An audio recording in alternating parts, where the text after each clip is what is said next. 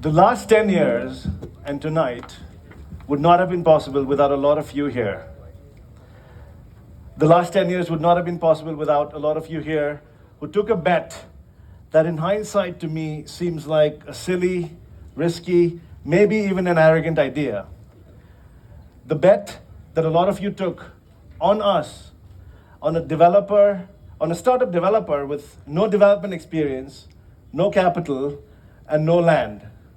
You guys took a bet on us and trusted us with your land, with your capital, with your projects. The last 10 years would not have been possible without those of you who mentored us, who supported us, who guided us, who stopped us from time to time, and cheered us from the sidelines. So, from the bottom of my heart, on behalf of everyone here at Tribeca, I'd like to thank you, not just for being here tonight, but for being the reason for tonight. Thank you. Thank you. The very first person who took that bet on Tribeca was none other than our special guest, Mr. Donald Trump Jr. Yeah. Don, you were the earliest believer in me and in Tribeca. You kept your faith even when things went sometimes horribly wrong, and even when I found it hard to keep faith in myself. So thank you for your continued love, support, friendship, and guidance, and also a very special thank you for flying 40 hours to spend 10 hours with us tonight. It means the world to us. Thank you. Tribeca was founded with a very clear goal to deliver the most inspiring and beautiful projects in India. This goal was driven not just by a love of design and architecture, but by a simple belief that designing the best product was the only way to win in the long term, no matter what business or what industry you're in any part of the world. Early in my career in New York City, I noticed a very interesting phenomenon. I started calling it the trophy property phenomenon.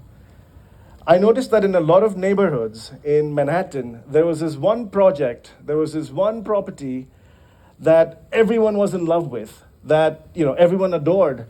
That was the superstar, the trophy property I called it. It was a status symbol that everyone wanted to live in. And guess what? These properties sold at massive premiums to everything else in the neighborhood, 30, 40, 50% premiums to everything else. I became obsessed with finding out about what went into making these trophy properties so successful. As a fresh MBA in real estate and finance, to me, cracking the code of these trophy properties was a surefire way to figure out how to generate competitive advantage, to generate arbitrage or alpha, as I called it. Those learnings became the building blocks of what Tribeca is today, and they still guide us every day. At Tribeca, our goal with every property of ours is to make it the trophy project, the landmark project for that neighborhood that everyone falls in love with. And that's what drives us at Tribeca. That's what gets us out of bed every single morning. More than anything else, more than being the biggest developer by sales, more than being the biggest developer in the country or the highest value developer. The singular thing more than anything else that drives everyone at Tribeca is to deliver product that our customers and our cities can fall in love with, for decades to come. We're also very conscious of the fact that the buildings that we deliver will continue to stand for a long time after we're all gone. And we feel a deep responsibility to the next generation to leave them with projects, with architecture, with cityscapes that our next generation, our children, can be proud of. They can be proud that our cities and that our country can deliver that. I think India is lacking on that front compared to most global cities. And at Tribeca, we're driven by a big desire to change that. I hope our venue for tonight gives you guys a small glimpse of that love, that passion, that zeal with which we that we pour into every single property of ours. And as Fresha stole my thunder and said, but this terrace will soon become the largest rooftop in the world, bigger even than the rooftop of the Marina Bay Sands. And we've had so much fun designing and building this over the last 2 years. And I think once it's fully delivered, it's going to be a mark of pride for everyone in this city and hopefully even in India. What allows us to dedicate so much time and energy to product and to delivering, beautiful architecture and beautiful spaces is our asset-light business model.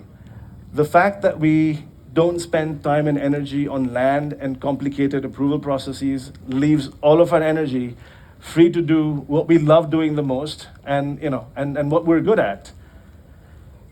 However, a model that is light on assets cannot survive unless it is heavy on relationships.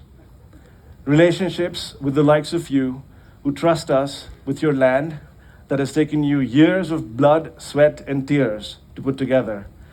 Relationships with those of you who trust us with your capital, which is the lifeblood of our business. Relationships with you, our consultants, our vendors who guide us every step of the way. And most importantly, our relationship with our team, who are the backbone of Tribeca. So with the utmost gratitude and humility, I pray for your continued support and your partnership for the years to come. And I wish that all of us can work together to deliver to our customers, to our cities, to our children, and to our country, projects and architecture and cityscapes that they can all be proud of. And I'm gonna make a wish for tonight, and I'm gonna try and manifest it. May we all meet again in 10 years for Tribeca's 20-year anniversary on another landmark project of ours. And I'm gonna get into trouble for this. Hopefully graced by Senator, Governor, I don't know, maybe even President Donald Trump Jr. Thank you guys. I love you.